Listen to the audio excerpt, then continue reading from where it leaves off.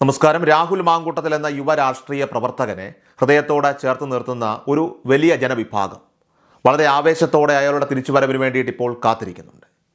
ഈ ഒരു പിന്തുണയെ പലപ്പോഴും അദ്ദേഹത്തിന് വേണ്ടി നടക്കുന്ന ഒരു PR വർക്ക് എന്ന് പറഞ്ഞുകൊണ്ട് തള്ളിക്കളയാൻ ശ്രമിക്കുന്ന ആളുകളുമുണ്ട്. പക്ഷേ നിങ്ങൾ പാലക്കാടിൻ്റെ തെരുവുകളിൽ ഇറങ്ങി നിന്നാൽ അല്ലെങ്കിൽ പൊതുജനങ്ങൾക്കിടയിൽ സംസാരിച്ചാൽ ഒരു കാര്യം അവിടെ വ്യക്തമാകും. ഈ ജനങ്ങൾ രാഹുൽ മാങ്കൂട്ടത്തിൽ എന്ന വ്യക്തിയെ ഇഷ്ടപ്പെടുന്നവർ തന്നെയാണ്. രാഷ്ട്രീയ ഭേദമന്യേ പ്രത്യയശാസ്ത്രങ്ങൾക്ക് അതീതമായി ഒരു വ്യക്തി എന്ന നിലയിൽ അദ്ദേഹത്തെ വിശ്വസിക്കുന്നവരാണ് ഈ കൂട്ടർ.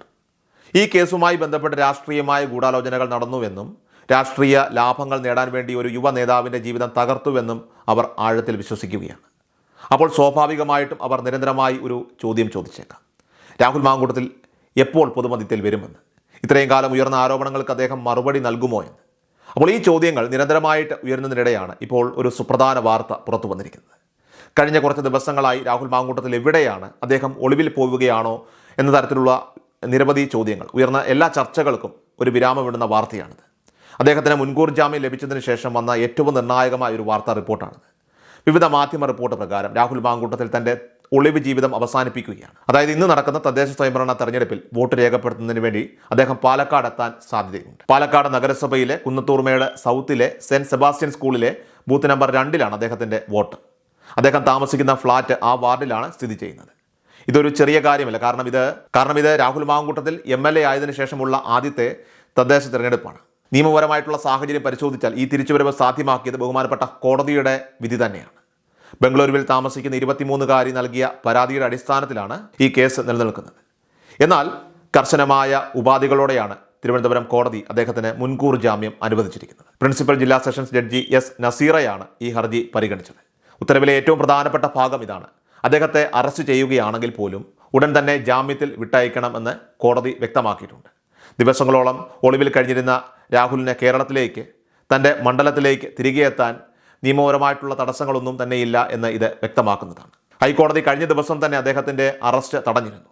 അതുകൊണ്ട് തന്നെ വോട്ട് രേഖപ്പെടുത്താൻ വേണ്ടി അദ്ദേഹം പാലക്കാട് എത്തുന്നതിൽ നിലവിൽ യാതൊരു തടസ്സവുമില്ല. ഇനി അഥവാ പോലീസ് ഏതെങ്കിലും കാരണവശാൽ അറസ്റ്റ് രേഖപ്പെടുത്തിയാലും ജാമ്യത്തിൽ തന്നെ ഉടൻ വിട്ടയക്കുന്ന സാഹചര്യവും നിലവിലുണ്ട്.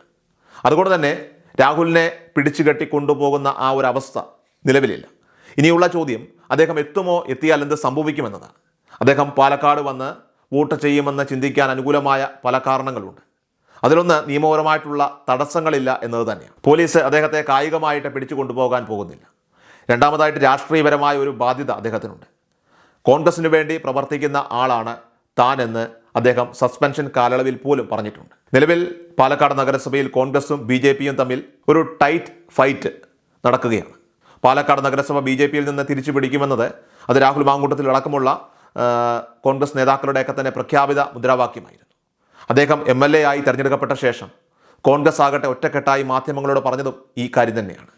ഈ ഒരു സാഹചര്യത്തിൽ രാഷ്ട്രീയ നിലപാടിൽ നിന്ന് ഒരടി പോലും പിന്നോട്ട് പോകാത്ത രാഹുൽ മാങ്കൂട്ടത്തിൽ കോൺഗ്രസിനെ വിജയിപ്പിക്കാനുള്ള ഈ ഒരു അവസരം പാഴാക്കാൻ സാധ്യതയില്ല. രാഹുൽ വരികയാണെങ്കിൽ അതിന് പിന്നാലെ ഉണ്ടാകാൻ സാധ്യതയുള്ള മറ്റൊരു പ്രധാനപ്പെട്ട കാര്യം അത് മാധ്യമങ്ങളുടെ ഒരു ഇടപെടൽ തന്നെയാണ്. മാധ്യമങ്ങൾ അദ്ദേഹത്തെ തീർച്ചയായിട്ടും പറയും. ഹൈക്കോടതിയുടെയും മറ്റ് കോടതികളുടെയും ഒക്കെ തന്നെ നിയമപരമായിട്ടുള്ള പിന്തുണയുള്ളത് കൊണ്ട് തന്നെ പോലീസിന് അദ്ദേഹത്തെ ഒന്നും ചെയ്യാൻ കഴിയില്ലെങ്കിലും ചിലപ്പോൾ അദ്ദേഹത്തിനെതിരെ വലിയ പ്രതിഷേധങ്ങൾ ഉണ്ടാകാനിടയുണ്ട്. പക്ഷേ ഇവിടെ ഒരു പ്രധാന കാര്യം നമ്മൾ ശ്രദ്ധിക്കേണ്ടതായിട്ടുണ്ട്. തെരഞ്ഞെടുപ്പ് പെരുമാറ്റച്ചട്ടം നിലനിൽക്കുമ്പോൾ വോട്ട് ചെയ്യാൻ വരുന്ന ഒരാളെ തടസ്സപ്പെടുത്തുന്നത് നിയമവിരുദ്ധമാണ്. അതുകൊണ്ട് തന്നെ രാഷ്ട്രീയ എതിരാളികൾക്ക് അദ്ദേഹത്തിൻ്റെ വഴി തടസ്സപ്പെടുത്താനോ അദ്ദേഹത്തെ തിരിച്ചയക്കാനോ കയ്യേറ്റം ചെയ്യാനോ സാധ്യമല്ല. അങ്ങനെയൊന്ന് സംഭവിച്ചാൽ അത് രാഹുലിന് അനുകൂലമായ വലിയൊരു തരംഗം അവിടെ ഉണ്ടാക്കുകയും കോൺഗ്രസിന് അത് ഗുണകരമായി മാറുകയും ചെയ്യും. അതിനാൽ തന്നെ രാഹുലിനെ കായികമായി നേരിടാനോ അദ്ദേഹത്തെ പിന്തിരിപ്പിക്കാനോ ഉള്ള നീക്കങ്ങൾ ആരുടെ ഭാഗത്തുനിന്നും ഉണ്ടാകില്ല എന്ന് ഉറപ്പിച്ച് പറയാൻ സാധിക്കും. എന്നാൽ രാഷ്ട്രീയ എതിരാളികൾ മാധ്യമങ്ങളെ ഒരുപക്ഷെ ഉപയോഗിക്കും.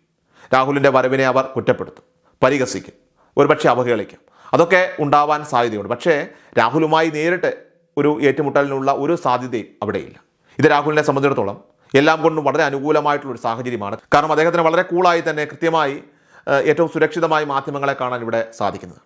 ജാമ്യ വ്യവസ്ഥകളിൽ കേസുമായി ബന്ധപ്പെട്ട സാക്ഷികളെ സ്വാധീനിക്കരുത്, അതുപോലെ തന്നെ കേസ് അട്ടിമറിക്കാൻ ശ്രമിക്കരുത് തുടങ്ങിയ ഉപാധികൾ മാത്രമാണുള്ളത്.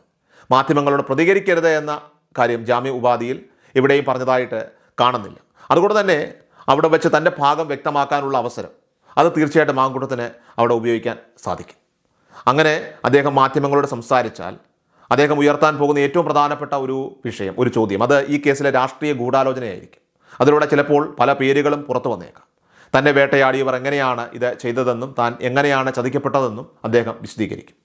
സത്യത്തിൽ രാഹുൽ മാങ്കൂട്ടത്തിൽ നടക്കുന്നത് ഒരു ബോംബുമായിട്ടാണ്, ഒരു പൊട്ടിത്തെറിക്കുന്ന ബോംബുമായിട്ട്. ആ ബോംബ് പൊട്ടിയാൽ ചിലപ്പോൾ കോൺഗ്രസിനുള്ളിലെ തന്നെ പലർക്കും അത് വലിയ തിരിച്ചടിയാകാനുള്ള സാധ്യതയുണ്ട്. കാരണം ഒരു സിറ്റിംഗ് MLA രാഷ്ട്രീയ ഗൂഢാലോചന നടത്തി വേട്ടയാടി എന്ന ആരോപണം ഒരു ചെറിയ ആരോപണമല്ല. ഈ പരാതികൾക്ക് പിന്നിൽ പോലും രാഷ്ട്രീയ ഗൂഢാലോചനയുണ്ടെന്ന് പറഞ്ഞ സ്ഥിതിക്ക് അത് ആ ഗൂഢാലോചനയ്ക്ക് പിന്നിൽ പ്രവർത്തിച്ചവർ അവർ ആരാണ് എന്ന് തുറന്നു പറയുന്നതിൽ അദ്ദേഹത്തിന് യാതൊരു മടിയുമില്ല. അങ്ങനെ രാഹുൽ മാങ്കൂട്ടത്തിൽ ഈ ഗൂഢാലോചനയുടെ പിന്നിൽ പ്രവർത്തിച്ചവരുടെ പേരുകൾ പുറത്തുവിട്ടാൽ, അത് തെളിയിക്കാൻ ഉതകുന്ന എന്തെങ്കിലും തെളിവുകൾ ജനങ്ങൾക്ക് മുന്നിൽ വെച്ചാൽ അത് 100% ഉറപ്പാണ്, അതൊരു ബോംബ് തന്നെയായിരിക്കും. അങ്ങനെ വരുമ്പോൾ ഇവിടെ രാഹുൽ മാങ്കൂട്ടത്തിലിനെ കുടുക്കിയത് ആരൊക്കെ എന്ന് കൃത്യമായി അദ്ദേഹത്തിൻ്റെ വായിൽ നിന്ന് വന്നാൽ അത് അദ്ദേഹത്തെ പിന്തുണയ്ക്കുന്നവർക്ക് തീർച്ചയായിട്ടും ഒരു ഊർജ്ജമായിരിക്കും. മാത്രമല്ല ആ ഗൂഢാലോചന നടത്തിയ ആളുകൾ അവർ കുടുങ്ങുകയും ചെയ്യും.